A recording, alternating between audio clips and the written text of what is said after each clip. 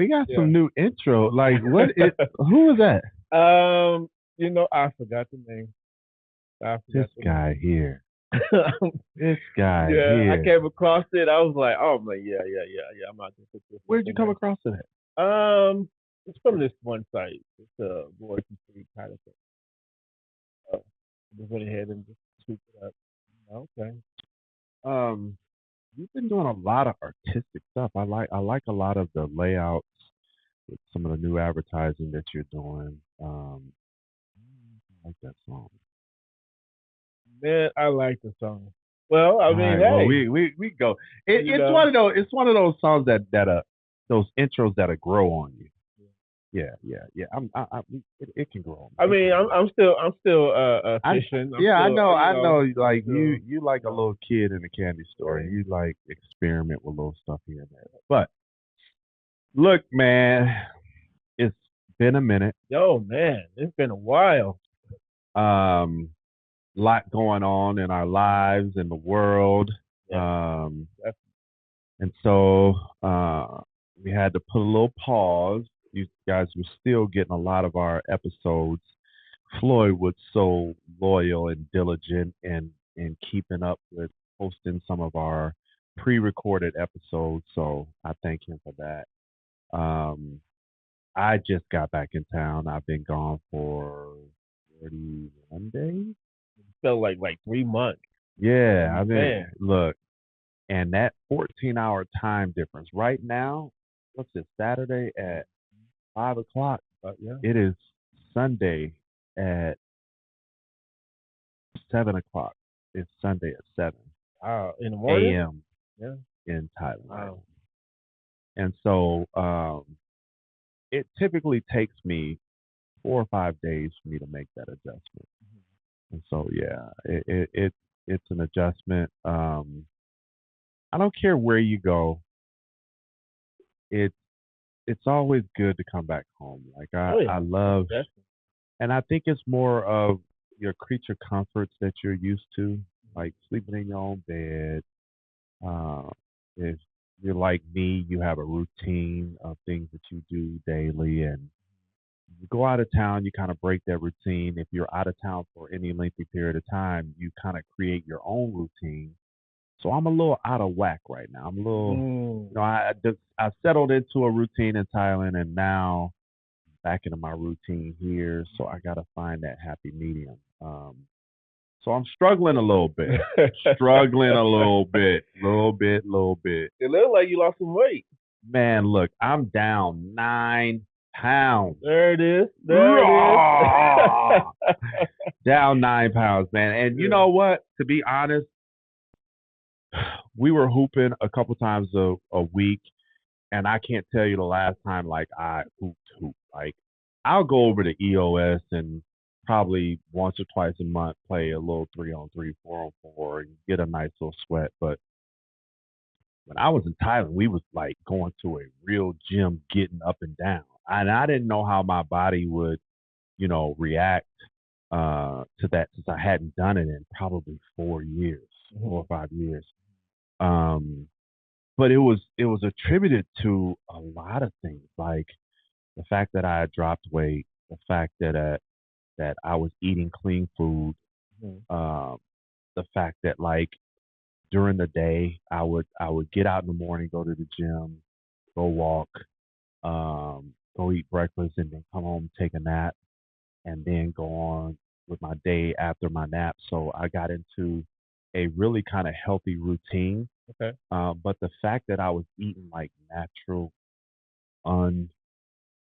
untampered with food, uh, helped out a lot. And the weight just, along with me consistently hooping, I was working out 6 days a week, and consistently doing that, man. I, yeah, I'm like 8 or 9 pounds down. I've leaned out. I've leaned out quite a bit. Um, it feels good. It feels good. I came back here just so scared to eat anything. Like scared, not for fear of putting the weight back on, but Uh-huh. just the food we eat makes us feel so nasty. Yeah, get you Regardless all of what it bottled is, how down. Yeah. healthy it is, Yeah. all of the bad stuff that's in our food just it weighs on you. And so, bro, I literally the day I got back, I was like, I was hungry but scared, like Scared to eat, huh? because that's the other adjustment that I have to make too when I come back anywhere I go in the country, out of the country, where the food and stuff is natural. Making that adjustment to come back here, it's always my body has to make that adjustment. So Right. Right. what typically happens, and it's weird, is like I'll get the first food I eat, it'll irritate my stomach. Um, and then from there, like it'll Mm. get better, but it's just making that adjustment back to like bad food. Well, yeah. I mean, because your body has been accustomed to eating a certain way for that period of time, and then now when you coming back to a place where the food is definitely not good for you, but then now you're trying to eat this food. Of course, yeah, you're gonna have some irritations. Oh yeah. You're gonna have all that stuff. Yep. I mean, even with I can say this, even with your healthy foods, okay, even with that, your healthy foods are not completely healthy foods. No, they're not. You They're know, not. Like so I I'm gonna dive into it, but I'm gonna dive into it because that's the second part of the show topic today. Today's topic is we're going to talk about current events, and then we're going to talk about living abroad and the healthy lifestyle, the food, all of that, way of life. We're going to talk about all of that in the second part of this segment. Um, so let's dive into current events, and I think the thing that is like the topic that a lot of people are talking about that's gaining more and more traction because I think we're starting to see the results hmm of the uh, disapproval of certain things, and I think people are starting to stand up and take notice, oh yeah, and oh yeah, they're yeah, yeah. actually doing something about it, and letting their voices be heard, showing with action, and I gotta say, man, probably one of the biggest topics is other than planes falling out of the sky Oh my gosh, is DEI. yeah, What you want to talk about first, the DEI or the plane falling out? man. I could, Let's talk about these I, planes falling out of the sky man, because you know, I took 3 planes here, and I got to tell you, bro, I've been flying since I was 9 years old, uh huh, and I never had anxiety with flying until I was coming back here. I actually I postponed my return 3 times. uh huh, I was supposed to come back on the 8th. I was supposed right. to come back on the 11th.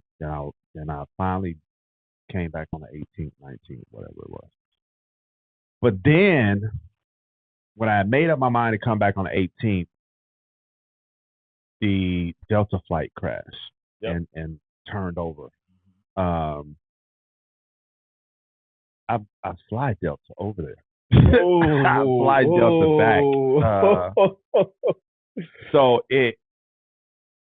yeah, Do you think it was a whole conspiracy thing going on? Somebody was. I tried not to really think too hard about it because, bro, when I tell you it was giving me anxiety, like, so you got to understand, like, so when I fly to Thailand, it's 3 stops. hmm So I usually will fly either from here to LA, LA to Korea, Korea to Bangkok, Okay. or I'll fly from here to Seattle, Seattle to Seoul, Korea, Seoul, Korea to Bangkok. Where I stay or where I go is Pattaya, which is um, probably about an hour and 15 minutes, probably like from here to Tucson Okay. to Bangkok. And so they don't have an airport, so we usually will uh, pay for a car to come pick us up from the airport. So so that's 3 planes I got to get on. And so like when I came here, when I went to Thailand, right before I was going to Thailand. So Delta only flies to Seoul, Korea. And then Seoul, Korea, I usually will go on like Thai Air or Korean Air or Air Busan or one of those airlines. And I was setting up my flight to go on Air Korea. I don't know if you had heard, but Air Korea crashed I didn't a hear that couple one. weeks. A plane on Air Korea crashed a couple Wow. weeks before I was leaving, and I'm like, let me look at these other airlines. Get there, then I hear about, I forgot what flight it was that that went down right before I was flying, and and then I think as I was flying, another plane had went down, and I'm like, the hell? And so my anxiety is already. I make it there. I'm like, all right, cool. I make it. And then as I'm there, I'm hearing about planes crashing. Yep.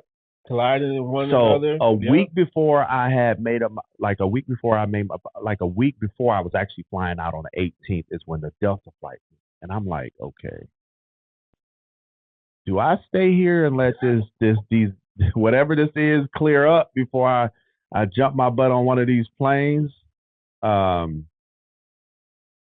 and literally, man, I reached out to my guy that works for Delta. I said, bro, I said, what's the Delta? Like, he never responded. So that gave me even more anxiety. I'm like, okay.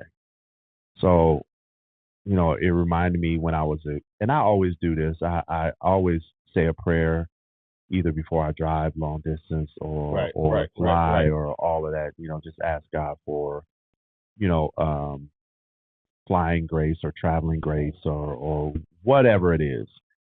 I sent up an extra prayer on this one. Like, I really actually had anxiety about flying. Like, bro, we're talking from the time I left, a week before I left, to the day I got back. We're talking about 5 or 6 planes crashing. Yeah. And the only one that actually had survivors, correct me if I'm wrong, is the Delta flight. They had people that survived the Delta flight. That crash. That's the one that turned upside Turned down. down. Right. And Right. and Right. what made matters worse is on the Delta flight, there was flight attendants talking about what they did wrong. And I'm like, can y'all change the subject? Like, Oh why my why God. we got to talk about? And I had anxiety, man. Like, I usually it's not a problem for me to sleep on a flight, but I was struggling to sleep on this Yeah. flight. Yeah. It was two planes that collided in Scottsdale. That's the one. That's the Yeah. one that was right after the Delta flight. Mm-hmm. Scottsdale, and it came across the news while I'm in Thailand. And I was like, that looked familiar. I was like, that area looked, and then it brought up Scottsdale. I was like, oh my God, Yeah. Yeah. there was no survivors of that. Was it? I I don't know think. some. I know at least 1 or 2 people got killed. Yeah, two of them. Two people got killed on it. And then and then another one did after. Yeah, but yeah, it was two of the planes that was going, and then one of them was on the rail on the tarmac there, the runway was going, and then the other one just came and just did that one. It was that one, and then another one was I was watching the video of this, and then one was going and came, and then literally clipped. Uh, it was like a something like a stationary something that was standing right there. Clipped it and came down and hit another plane. So I mean, it's like I'm thinking like is something going on? Some software or somebody got some software that's literally uh got some Causing these devices planes to right crash. causing it. And they're fixing it. They're messing with their frequencies and stuff. And it's you hear all of the different ideas. I don't really like to use the word conspiracy because it carries such a negative connotation with it Mm-hmm. um, these days. Which really and truly, when people think about conspiracy theories, the world was really founded on conspiracy theories. Like, and that's just really when you break down what conspiracy is, it's really a way to look at something that most people wouldn't look at it in that way. It's a different view of something. And typically it's a view that either people don't agree with or they haven't caught up with the idea of the possibility that it could be that. And there's nothing negative about that. Like people were saying it was a conspiracy theory to have a self-driving vehicle 20 years ago. People was talking about a self-driving vehicle. Oh man, ain't no way in the world. How they gonna have a self-driving vehicle? This and that, this and that. Now every car maker dang near has a self-driving vehicle. And it started off as a conspiracy theory. So I don't know why people keep giving conspiracy theory such a negative connotation. Typically, it's people that aren't well informed anyway. But everything we enjoy, everything we have, was initially founded on a conspiracy, and that's just the idea that nobody thought that it could happen. Just like we didn't think that a somebody would come into office and take away uh, the minority entities, Oh, government, DEI. DEIs, and all Yes, that. that I'm that like, is another big topic that's getting a lot of traction, and I think it's getting a lot of traction is because the results of decisions made by the current sitting president um, adversely started affecting people, and people took took to the streets. It's oh like, yeah, no, we gonna do something about this. hmm And for a lot of us, you know, in our 40s and 50s that have been around for a while and seen the progression of our community, society, and where it came from, where it's it's been, where it's going. Um, it was actually refreshing to see us stand up and one, let our voices be heard, but two, also is not just talk about something, we actually put a plan into place. right. And to see the results of that plan being put in place, I posted about it as of, I want to say, a couple weeks ago. Um, Target is actually lost $15.7 billion because the Asian, brown, black, and community decided that we're not gonna give you our business. And I've been saying it for the longest, and along with other community leaders and activists and people uh, in influential positions that have been trying to get us as black and brown people to realize what our power is that we have, especially when it comes to spending and buying power.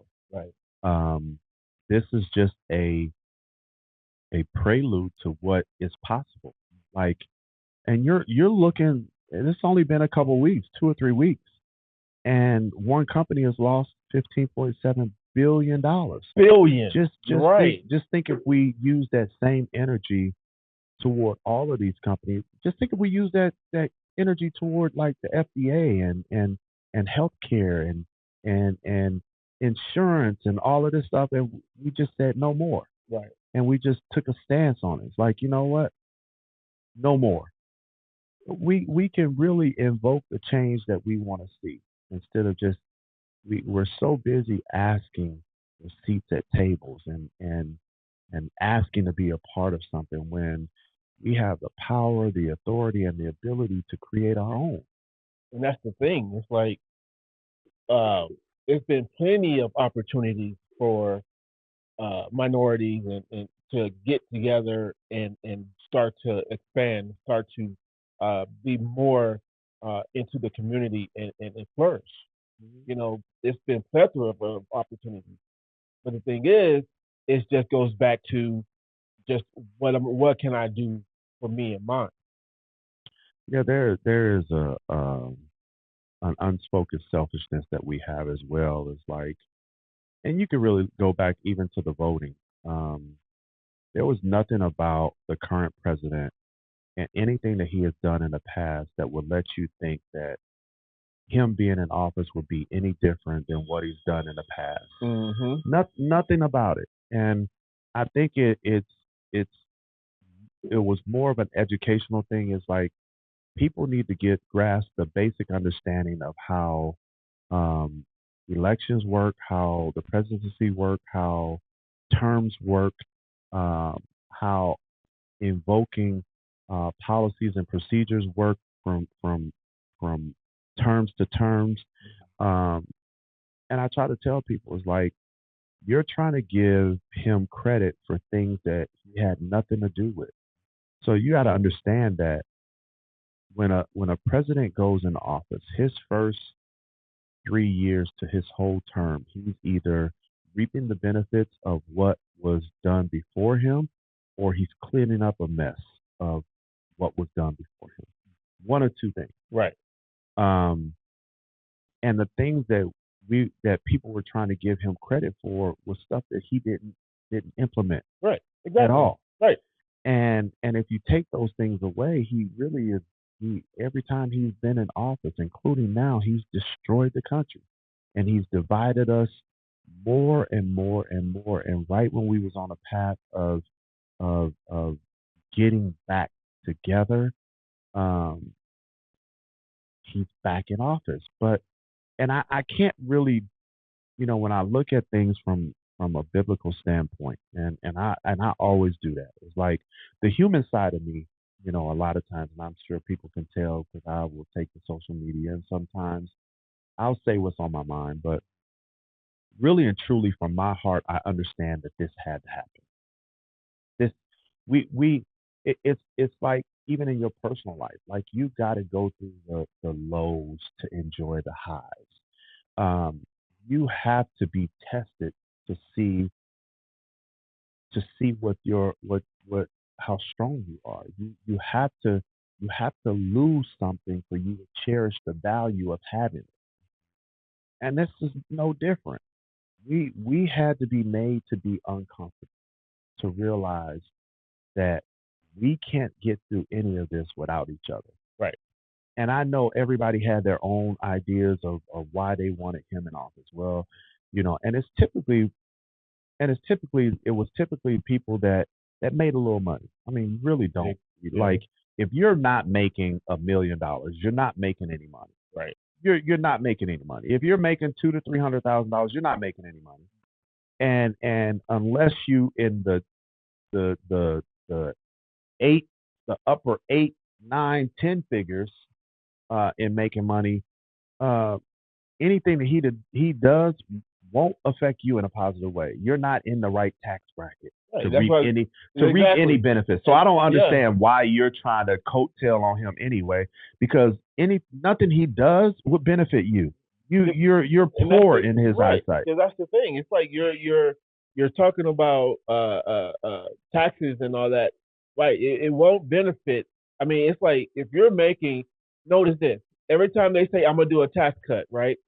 It was always if you're making 400,000 and above, then you get a tax cut. Then you get a major tax cut. Yeah, and that's the key. Anything below that, you get a tax cut, but it's not. Yeah, like, and see, this is cause and effect. You got to understand, like this is the easiest way to put it. If I make $1 million and I give you $1,000, to the average person, I'm giving you a lot of money. To me, that's like you giving me $10. Right. Yeah. That's what I was gonna say. Yeah. Like you gave me $10. Yeah. So and you can parallel it to stimulus. We lose our mind when somebody tell us they're gonna give us a stimulus check. Like, you get my vote. You give me a stimulus check, a stem check. Man. But you got to understand, like, we live in a country where they will never give you anything. No. Everything that they give you comes at a cost. Oh yeah. They're going to get it back in some way, shape, or form. They're going to either cut something or they're going to raise the price of something to get this money back. Because look at it. If you literally if they give you like $3,000, right? They gave everybody $3,000. Okay. First things first. People's mindset is that money is already gone. It's already spent. Because if they know, if I say I'm gonna give you Tim, I'm gonna give you $3,000. Automatically, your mindset is, oh, I'm gonna get $3,000. Okay, You already spent it. Soon as you tell me, soon as you tell us, especially as black people, and I hate to do this to us, but we have the crab in a bucket syndrome like no other. But yeah, you can finish your point. I just had to say yeah, that. it's like it's already spent. Instead of being like, okay, I'm getting $3,000. Okay, let's do this. Okay, we'll put $1,000 in my savings. We'll put another 1,000 over here, and then I'm gonna go ahead and do $1,000 over there. So basically, you're pretty much investing in yourself, by putting stuff away instead of going out there and spending it and have nothing to show for it. Well, and this is the other thing is they understand buying power. They understand economics. They understand the demographics. You got to understand, like stimulus checks aren't being given to wealthy people. Mm-hmm. They're given to people that are struggling, um, low economic to lower middle class, um, and so they know, like you're about to get money that was not planned on you. You didn't plan on having it. So you know what they're gonna do. They in their head they already know I'm gonna give them $3,000. They're gonna go to some store or go somewhere and give it right back to us. Oh, I'm gonna get this Yeah, $2,500 TV. So they're gonna give it back to us. They're not gonna do anything productive with it. They're gonna give it right back. And then we think, oh, they like us. They love he mm-hmm. ain't nobody else ever gave us no money before and this and that and this and that. There's a cause and effect for everything our government does. Oh Like yeah. Oh yeah. it's it's sickening really when you have an opportunity to go abroad and see how people do so much with so much less than what we have available. It makes you sit back and like that's disgusting. Yeah. That is disgusting. But even when we talk about living abroad, when we talk about just not even living, just going abroad somewhere, just going there and visiting, you see the difference on how people who actually live there compared to the difference how we live in our country. You see the total difference. Hmm. You know, And they know it. Like when you go abroad, they they they they see us coming a mile away. Um, and that's why like when I go abroad, I try to make friends with some natives and people that live there right, because right, because their price is not going to be your price. right. You're not. I don't care if you go into like a chain restaurant or chain grocery store or whatever it is. Unlike the U.S., other countries take care of their people. Yeah, They take care of their people. yeah, yeah. I literally was in Thailand and was going to purchase something and had a Thai lady with me, and the man told me he's like, because you have a Thai lady with you, I'm gonna give you a deal. Oh, And to us that would be taken offensively, like, but you when you really look at it, it makes sense. It makes sense. Like they keep we are especially black people, we are the worst at recycling our money back in the community. oh my God.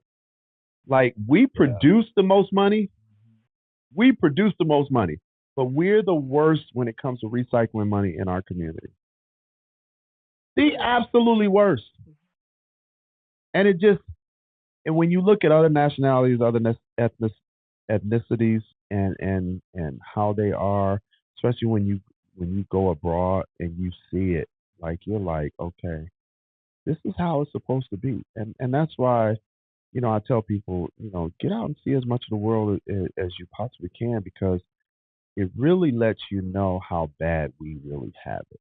Like if you've never traveled, and you hear it all the time. You can turn on any TV, turn to any station, people talking about how great America is. Oh, America is the greatest country in the world. If you don't like it, you can go somewhere else where you don't have as much freedom. Bro, Mm, you don't have freedoms.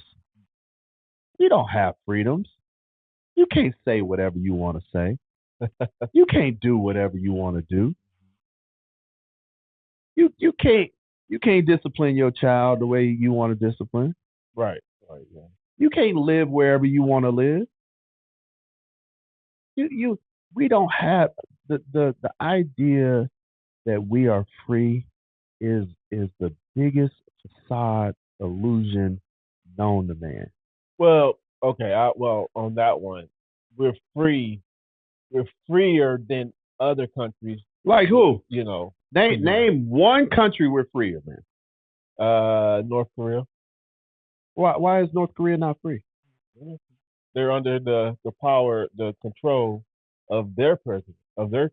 Okay, you know what control they have? They tell them, you can't look, you can't have this many kids, you can't have that many. You have to abide by our rules, and you have to, do what we say. That don't sound familiar? Well, so let me tell you what that looks like when you interpret it into our terminology. okay. We have some of the highest childhood obesity ever in any country in the world. Yeah. We have the highest mortality cancer rate of young kids anywhere in the world. We are making healthcare practically impossible for families. Right. Yeah. I do. To get treatment for any ailment or disease is practically impossible. Yeah. You really can call it like depopulation. So they're telling you how many kids you can have, but we're killing our kids. Yeah. We're killing our kids. That's bad. Yeah. Yeah. And the country that we say we have the freedoms in, they don't like you. And the reason why I'm saying that is that they would not be putting stuff in your food that kills you. Like, I can't understand that. What's that syndrome? I just was talking about it. Stockholm. Mm. Okay. That's Stockholm syndrome. You see it in relationships, abusive relationships, whether it's physical, whether it's mental, whether it's verbal. They get to the point to where they feel like they've been going through the abuse so long, is that they think that that's the way you're supposed to show love. And so you develop this syndrome that when people treat you right, that's what you turn an eye up to, like, and then when they have an opportunity to get out of that situation, they don't want to leave because you hear it all the time. Oh, they love me. They care about me. They only do it because they love me and they want what's best for me. Right. And why did they do that? Because they say it. They like, oh, I'm only doing this because I love you. I'm only beating you. I'm beating you with this switch because I love you and I want you to live longer. You know. And everybody that lives in this country suffers from Stockholm syndrome because we have been bamboozled to think that a country loves us when they've constantly showed us day in and day out how much they don't. They can care less about you. They can care, and I'm not talking just black people. We're talking black people, white people, brown people, Asian people. Everybody. It's a matter of risk and reward. If the reward is grand enough, yeah, I want to. As a white supremacist, I want to get rid of black people. But if it means that if I can get rid of 100,000 black people, but that means that I risk losing 10,000 white people in the process, the reward is worth the risk. And so it's bad when 80 to 90% of the food that we eat you can't even take it to another country because it's illegal. Right. Right. But this is a country that if your wife was feeding you food that had like rat poison in it, that had uh, pesticide treatment in it, that had carcinogens in it, that had bleach in it, that had all of these different uh, um, things that are in stuff that actually have been put together to kill insects, kill rodents, and it's in our food. It's in our food. Mm-hmm. FDA approved food, which means that they know what's in it Mm-hmm. and they approve it. Mm-hmm. So how could you possibly say you love a country that is slowly killing you? Not, and we're not even talking just childhood obesity. We're talking adult obesity. We're talking um, the health of the United States is the worst in the world. Is the absolute worst. And they've they've shammed and pulled the wool over our eyes and told us that there's other things in life that's more important. Your job is more important. Having a nice house, having a car, having money is more important than taking care of your health. Well, that's what they put their focus and advertisement dollars behind. I mean, because why? Because they feel like that right there is going to give them more money and put in their pockets.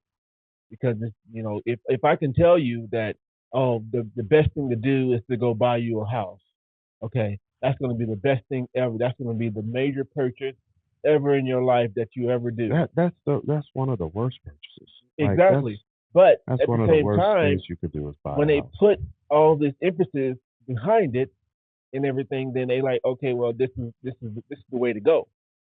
But okay, I thought, I mean, wouldn't you want a person to live a healthier life in order for you to have the okay? If we're supposed to be the ones who take care of this economy when it comes to going and buying things, if you are healthy and you're able to move around, that means that you're able to go out there and buy things and help this economy out. But if you're not, then that's -1.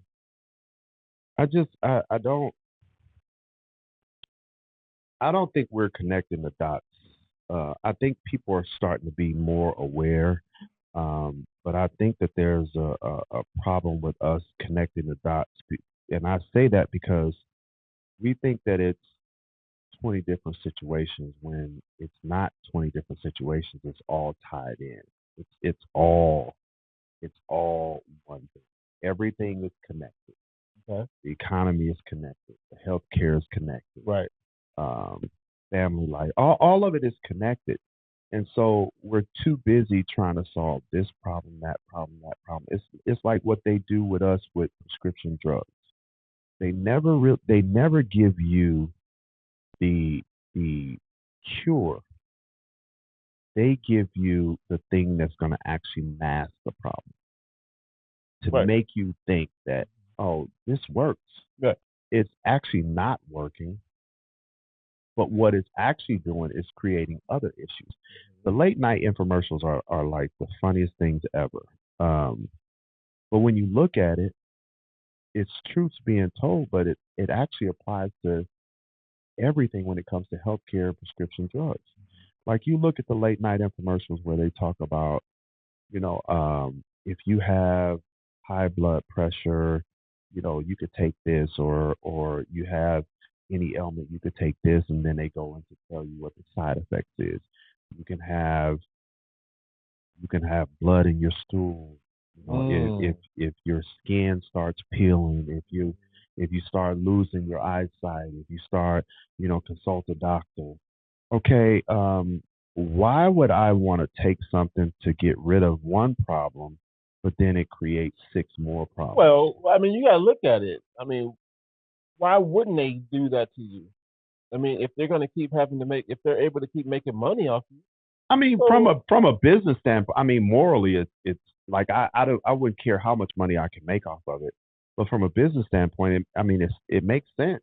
hmm But for me, it's just like how how long are we going to continue to allow this government to do the things that they are doing to us? well, you got to look at it. We're accustomed to how things are when it comes to government. We're accustomed to because the way we lived our life growing up, we're already accommodated with all that. You We, know, but things are different. you know, Are different than even when I was a kid growing up. Even when you talk about the food, like the food hasn't always been like it is. Like, and it's crazy because you know you see a lot of throwback candy that we used to eat, like Pop Rocks and all the Kool Aid candy with the stick Sick. in it Right, right, and right, all right, right, right, right. All that sugar. and Yeah, all yeah, of that yeah, yeah. stuff. It was actually healthy then. Like we you weren't hearing about nobody getting cancer from Pop Rocks Yeah. or all of this other stuff. But in the recreation of it and to make it last and to make more of it, now they're hmm putting all of this stuff in it, and now the stuff that used to be good for you is now bad for you. Right. And what's crazy is the stuff that we used to eat that was good for you, they're now calling organic and adding $2 or $3 to it. You know, it's so crazy. It's like they want you to eat. Well, not everybody, but some people want you to eat healthy, but then you got to spend a whole lot more to eat healthy. Yeah, So it's like, okay, that's the plan. but the thing is like, okay, now you going out there, okay, you go out there and you say, oh, I'm hungry. Okay, you go to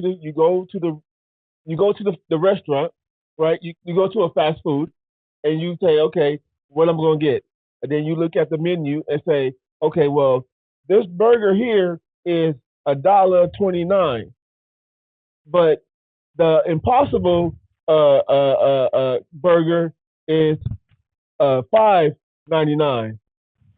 But it's healthier.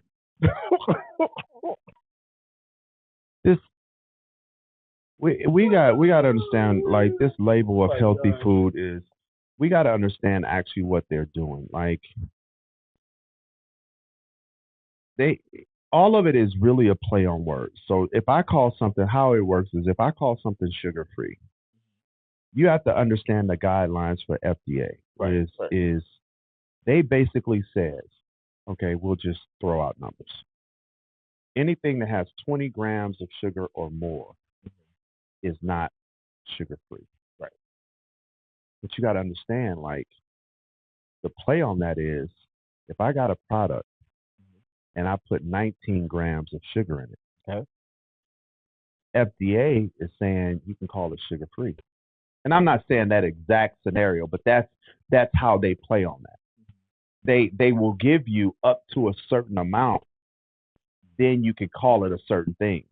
Okay. Because in our minds, when you say sugar free, like it has no sugar in it. Exactly. Yeah. No, that's not how the FDA works. They give you a percentage to go up to that you can call it. And it's just like it's just like I found out recently about grass fed beef. hmm I actually found out how that actually works.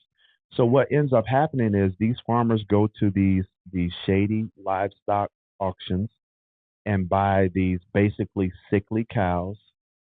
And per the guidelines, all they have to do is take these sickly cows, unhealthy cows, put them put them on a farm, let them eat grass for 6 weeks.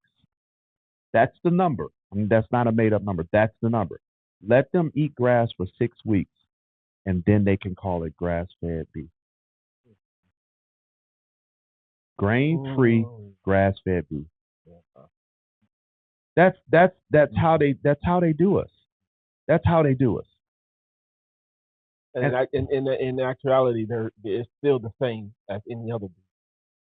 bro, all they have to do is eat grass for 6 weeks. I don't care if this cow had his legs amputated because it had some kind of illness or whatever.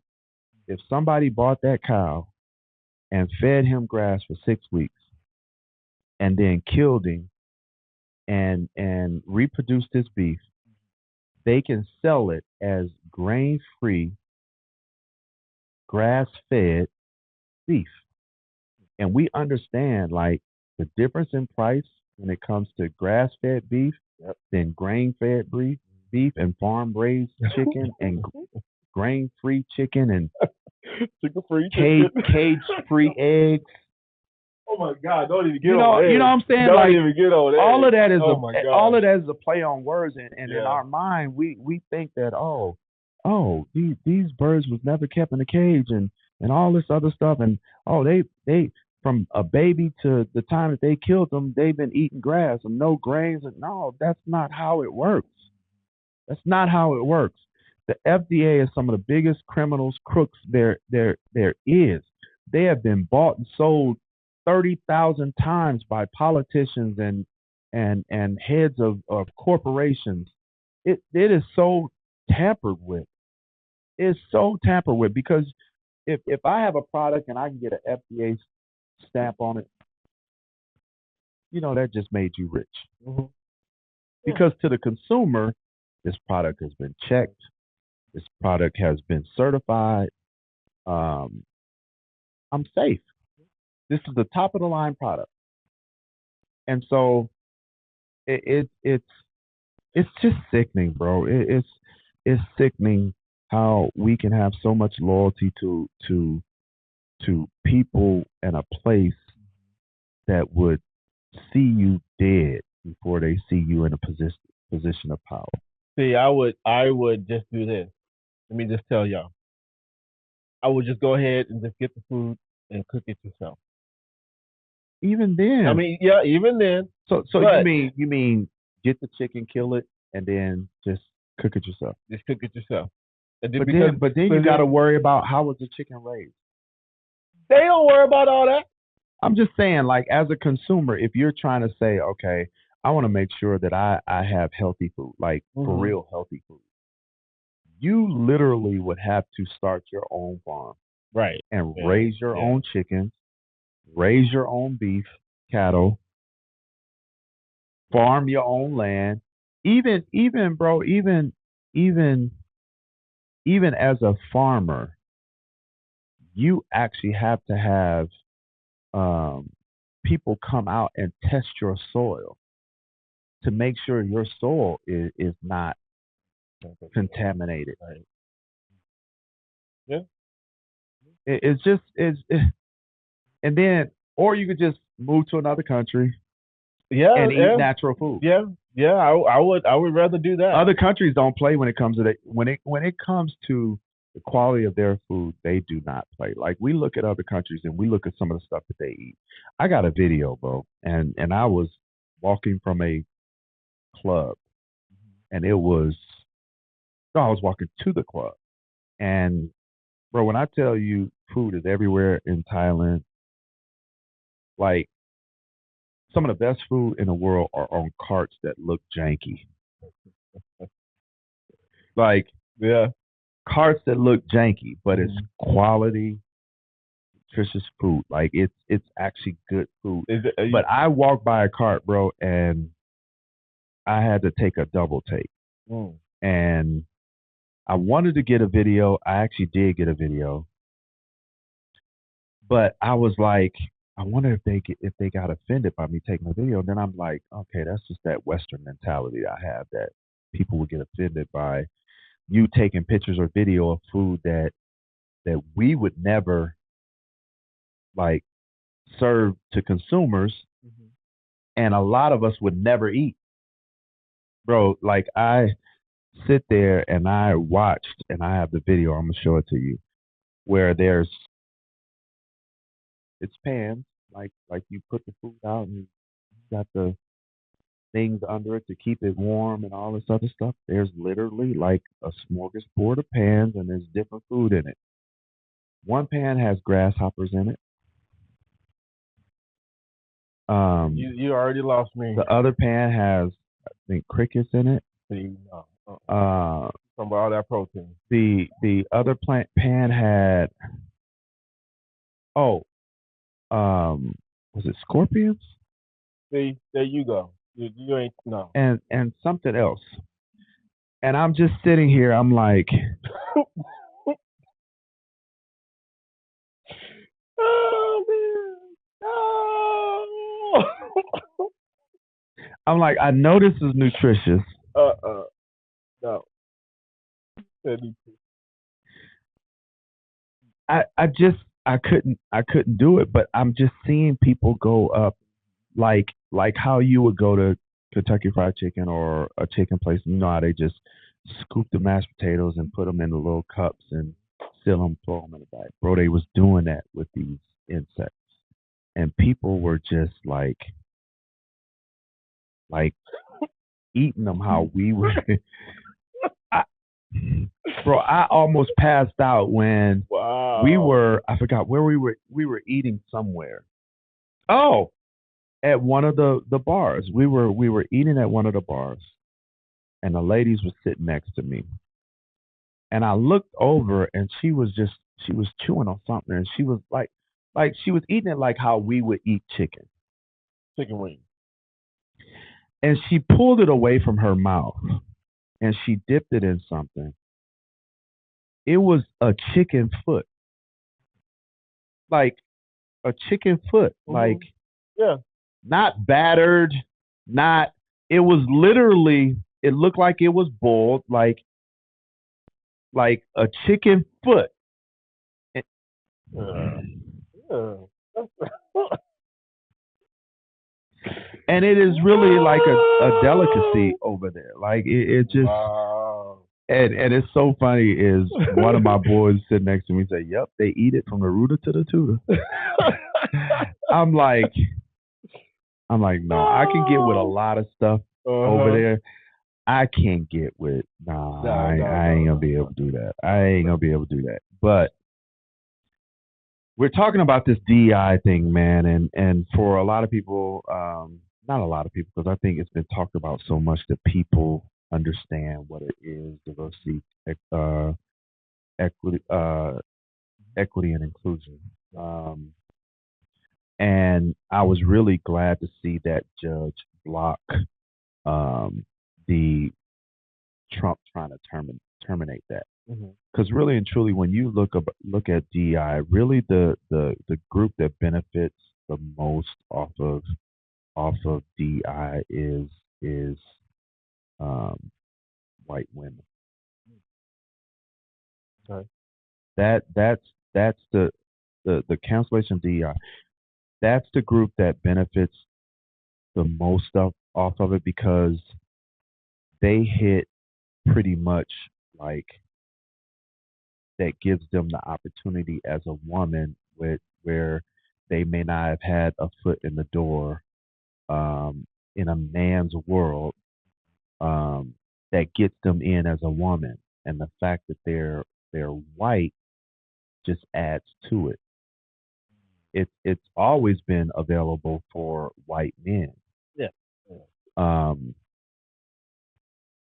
and really when you think about it, man, DEI hasn't really been. I think we have this idea that it's played such a big part in corporate life when really, bro, it really hasn't. All that is really a barometer, a goalpost. And when you think about corporation, the goalpost is always moving. I was under the impression I wasn't really keen on the whole terminology of DEI until like the election, pretty much. It was like that's when it actually started to come to light of what it actually was or what it actually is. But it's like before I was just thinking like, you know, people got to where they are because of their merit, because of what they are, what they do. If you're like if you're going to a business, if you're having your own business and something like that, and you want your business to flourish, you're doing the hard work so that it can make that possible. You know, So that's the only thing that I thought that you know that's what people did. Well, DEI is so abstract. Um, on the one side of it, Trump getting it terminated, it's not really the diversity, equity, and inclusion part of it. That's just a building block for them to deny anybody. Like it's not. It's how can I say? DI is such a small part of what they're really trying to do. But the more they can move those little blocks out of the way, it justifies the bigger thing that they're really trying to do. And I think people are getting sidetracked with DI, thinking that it's this big conglomerate. It really isn't, because really there was really nobody governing DEI. Like they literally, I mean, really and truly, like, would you want to be hired because you're black, or would you want to be hired because you could do a job? Do the job. And so I think that was the give and take for DEI. People have the wrong idea about it and think that, oh, it's taken away from black people. It's taking opportunities away from black people and this and that and this and that. No, it's not taking opportunities away from black people. It's stopping you from being a quota, like a number. Like, right. you know what I'm saying? It's But see, that right there is one of those key things, because you just talked about quotas. That's been going on for centuries. yeah, So, it has. I mean, these companies has been doing that, because why? Why do they do? Oh, we got to meet our quota. We got to get like 2 black people in our company. That's our quota. I mean, the thing is, bro, it's really just a sign. Like it's. I could put this sign in my window, but there's really nothing governing me. So if you tell me, okay, you have to have a quota where you have to hire so many blacks, you have to hire so many brown people. Okay, if I don't, what's gonna happen? What's gonna happen? What's gonna happen? But why people are getting up in arms about it is because they're they're being vocal about not hiring black and brown people and Asian people. They're being vocal about it. It becomes a discrimination. It's almost like I could say how I really morally feel about you and now do it openly. Right. Like, even when DEI was there, I still didn't like you. But now I got a right to say to you that I don't like you. That's what this is. And have nothing done to me. Yeah. You can't tell me one person who was governing DEI. Who was really governing DEI? And tell me throughout the time, even up to now, where DEI, tell me about some court proceedings where DEI was the focal point for the court proceedings. You could talk about discrimination. It's such a broad, diversity, equity, and inclusion is such a broad topic. Right. And so you really didn't hear about that until you really started talking about the LGBTQ community. It's really when DEI started coming into play. Even when you really think about it, that's when it really got popularized. Okay, speaking of that, okay, that one, let me see, the one the transgender person. You talking about the swimmer? Hunter Schaffer? The swimmer? I just found out about it. I don't know. But is that the one where it was a male transgender swimmer that won all these awards, and now she's been told she's got to give them back, give them to the girl that actually took second. Is that what you're talking about? I don't know. I don't know what she does, but this one, no, she okay. No, that's not the one. This one is the one that uh she lost her passport. She's an actress. This one is an actress. Oh, Yeah. when did this happen? Um, just recently, actually. Oh man, I've been out of the country and Yeah, just I ain't recently. watched Yeah, no TV or her no. name is Hunter Schaefer, Look that and up. she lost her passport, and now she had to get another one. So when Trump signed that executive order for transgenders not to be included in different entertainment activities, so basically, um, when they had did her passport, they had actually put her original sex on there. As male? Yep, on her passport. Why wouldn't they? That's that's what it is now, because she's actually a female. She's a female. Everything. This She's is another topic for another day, yeah. but we're gonna hit on this a little bit. What makes her a female? What makes her herself? That's what Per her saying that. that's. I mean, according to this, she's been a female So for so quite a while. so it's not like it's just a regular ID. That is your passport that allows you to go to other countries. Mm-hmm. It needs to represent what your actual gender is. Right.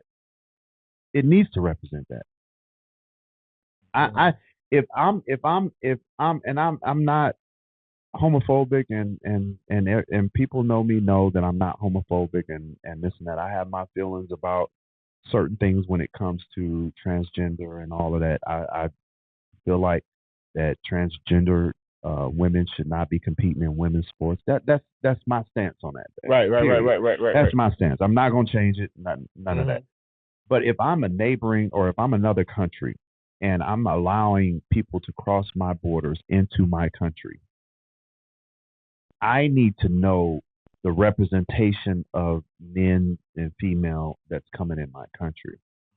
I don't want you to be able to put on your passport that you are a female when you are a male.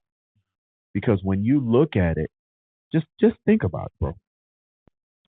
Just think if I want to cause a ruckus in another country and I want to just say I'm transgender. And so because I say I'm transgender, I want you to put female on my passport. I go to another country and I cause a ruckus, whatever level it is. Now they have it to where they're looking for a female. But what if that was planned? What if I planned that for my passport to say one thing? Now I can leave your country dressed as male as a male. be able to get out. Yeah. Yeah. Yeah. Like if you're gonna do that in your state with your state ID or United States or whatever, it's fine. But you're talking about a passport where you're going into other countries that are ran completely different than how we run our country. Right. And I agree with that. I agree with that. I agree with that. Yeah. Um, All right. look, so we were kind of all over the place Yeah. with this. We kind of hit a little bit with the living abroad and I just want to say real quick. I'm gonna take up probably 5 minutes of y'all time. So I just recently got back from Thailand. My second trip. The first time I was there a little bit less than 30 days. This time I was there for 42 days. Yeah, about around there. It when I first went, my eyes were really open to a lot of things that I needed to spiritually connect with me because of everything that I had been going through, everything I was dealing with. It was it was really more kind of a spiritual retreat for me. Even though I didn't go to a retreat, um it was more so me really kind of getting rooted and grounded in it again. Um I didn't realize how much of myself I had lost through that process of what I was going through. Um, because when you have to be that not for yourself but for so many other people, um, you don't recognize yourself a lot of times. Right. So when I first Right. went to Thailand, I was able to recognize myself when I got there and the time that I was there. And if I'm honest, bro, I didn't really like who I was. Not the fact that I looked at myself as a bad person. It's like I did so much damage to myself, spiritually, and it was really deep rooted with me. And so my first time there, man, I really was able to connect to who I was. Um, and so the second time I went, it was so relieving because now I'm going there and I'm there and I know why I'm there. And so it was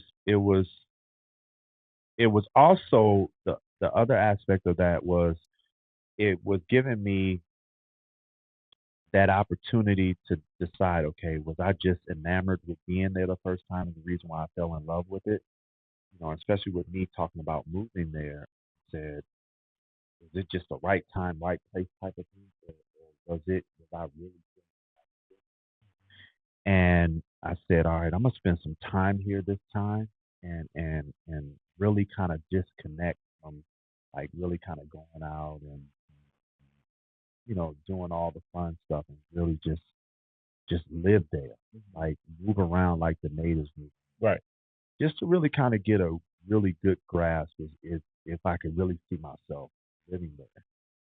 And bro, if I tell you that being there this time solidified it so much for me, like if I was looking for any confirmation that was a place for me, I got it in that 40 days. But what it also did for me, man, is like I go on social media and I'm looking at different things. I'm looking at people, how people are moving around, and I'm just like, man, the life that people could have living here in Thailand compared to the life that they have. Because, when you know people, you kind of see through the facade. Like, Hmm. bro, I know you. Yeah. I know your life ain't like that. Hmm.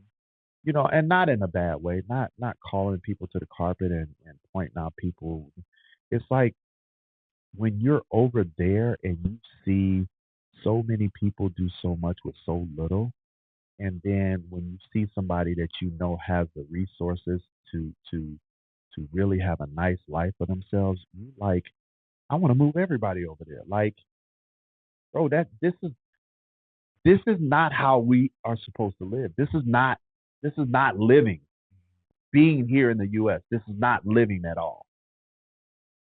It it sucks because we have been raised and we have been taught and we've been programmed that the American dream is home ownership, having a good job, raising a family, doing all these things, and you're not really considered making if you don't have a certain amount of money in your in your bank, if you don't have a nice car, if you don't have a nice house, if you don't have a nice job, and this and that, and we spend our whole life enslaving ourselves.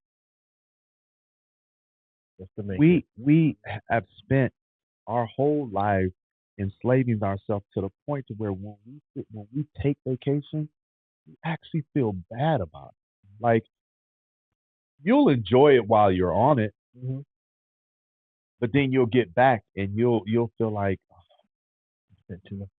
spent yeah, I spent too much money. Should I have taken that time off work? Yep. You know what I'm saying? Like, Oh man, I could have used that money to pay this bill. and it sucks because what we consider living is not living. It's really as morbid as it sounds. It's really a slow death. It's really a slow death because Coasting. when you really look at it, you will never get ahead. It's like going to Vegas, going to casinos. I don't care how much you win, you will never beat the casino. They will always win. The house always wins. The house always wins. The house always wins. And you know what they do is just like the casino. They'll let you win. Oh yeah. They'll let you win Come 10,000. on. They'll let you win 50,000. Yeah. But over a span of 10 years, look at what you won to what you lost. Exactly. Oh, we gotta give them their portion back. Let's do this. Keep them coming. I wish everybody would have the opportunity or take the opportunity to go to places where they can really afford themselves a quality life. And I know a lot of us have the excuse, well, I got kids and this and that, this and that. I said this before. The best thing, Joe, you can do for your kids is give them a quality education. And when I say a quality education, it's not necessarily public schools, it's not necessarily private schools. It's like, Yeah. I mean, you look at athletes like Kobe. Kobe knew so many languages. He was so diverse socially, and it was because he was a military. It's because he grew up in Italy. Um, that's the best thing you can do for your child is to put them in a situation where they can see the world and be educated outside of this system that's so structured to Right. poison them and to program them. Man, it's always refreshing. It's always good to be in front of these cameras, Oh my God. having dialogue. Yeah. Um, it's I miss it. It's I always say it's therapy. It really is therapy, man, to get and talk um, about whatever it is we talk about. And I always say this, man. It's like I'm not trying to force my views and my opinions on no one. Right. Not Right. at any point. And the views and opinions that are expressed on Shoes Off Talk is simply our opinions and our views. It's not. We're not saying it's Bible. We're not saying that um, we're subject matter experts on any of these topics. Really, the sole purpose is really to give you a different perspective and how to view things. And sometimes we may have same views as you guys have. But if we can even have you think of something differently than you normally think of, um, then we're doing what this show is set out to do is to challenge, inspire, and motivate you, and hopefully to think outside the box. Because, like I said, we've been programmed um, to think a certain way, act a certain way, move a certain way, and we don't have to do that. There's so many things in this world that we have access to, and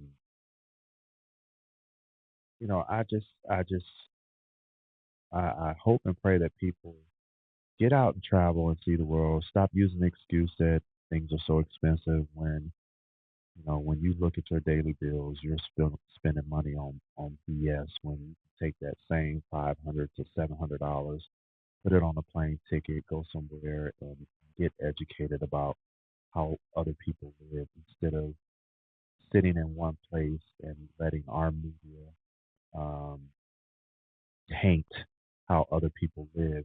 And you have the opportunity to go see it for yourself, and you choose not to because you think it's too expensive. But yeah, man, I always appreciate everyone tuning in, man. We have such an amazing time doing this, man. Oh yeah. And Love for it. anybody out there that's uh, inspiring, Inspiring. aspiring to get into um, podcasting or any of this, um, we have a little information. We've been doing it for a while, um, and so we hey, hit us up and let us know. Yeah, We man. definitely love to get you in the studio if there's any kind of mentorship that we can do with you. Because I know I've had some people, even over the last couple of days when they found out that I have a podcast studio, um, they want to pick my brain and talk. And I feel like this is important. Podcasting is important, is because um, it is one of the only media streams that isn't um, we're not governed to have to say a certain thing Hmm. or any of that. Yeah, you might say something that people don't agree with, but you can still say it. And I say this all the time. We've been coddled. Been our hands have been held. Truths have been hidden, and so podcast podcast takes the lid and the top off of truths and let people um, see the unfiltered truth, Right. because it helps you make a better decision when you really know what what is involved. And so that's all we're trying to do. And that's the reason why we call it shoes off talk. We have people come in, get comfortable, take your shoes off, because we're about to Unapologetic. have some unapologetic, uncomfortable There it conversations. And is. I really feel like the uncomfortable conversations are the most productive conversations. So, um, yeah, man, we're gonna keep doing this thing. And even when I move to Thailand, I plan on opening a podcast studio there. Floyd will run the one here, um, and so it will be kind of like a joint venture to where you'll go hand in hand with this. Um, but we also have some interviews coming up. We want you guys to be involved and stay tuned. What we really want y'all to do is go to our YouTube and subscribe. We need to get our subscriptions up, because there's things that we want to do on YouTube and with YouTube, and everything is subscriber based. So if you're listening and you have not subscribed, go subscribe. I see some of my people are on here from Thailand. What is up? Make sure y'all subscribe. Yeah, y'all can subscribe from Thailand. Yeah, y'all can. I actually want to. I'm trying to figure out what when I'm gonna do it. It's gonna be here soon. I'm actually going to do a podcast and bring some of my people from Thailand on and have some conversations. That's the one thing that I love about um, being in Thailand. It's one of the only places where the majority of people there speak some level of English. Hmm. It may be broken, but they understand it and they, Right. they speak it. So when you go there, you don't feel pressured to have to, you know, learn the language or Google Translate. Or Hmm. it helps, but people there speak some level of English, and it's surprising because you'll get to want to use them hand gestures and speak their broken language. You know Hmm. how we Oh, yeah. like Yeah. trying to use their dialect, and they're like, how can I help you? Right. So yeah, stay tuned. I'm getting some of y'all on the podcast, so we're gonna have some conversations. So I need y'all to hit me up and tell me what y'all want to talk about. And that's actually for my local people too. Is give us some information on either subject matter that we've talked about or things that you want to talk about. We're actually looking for some SMEs, and if you don't know what SMEs is, it's subject matter experts. So hit us up, message us, if and we love you. We love you. We love you. We love you. We appreciate everyone tuning in today. And how we end all shows: love, peace, and soul.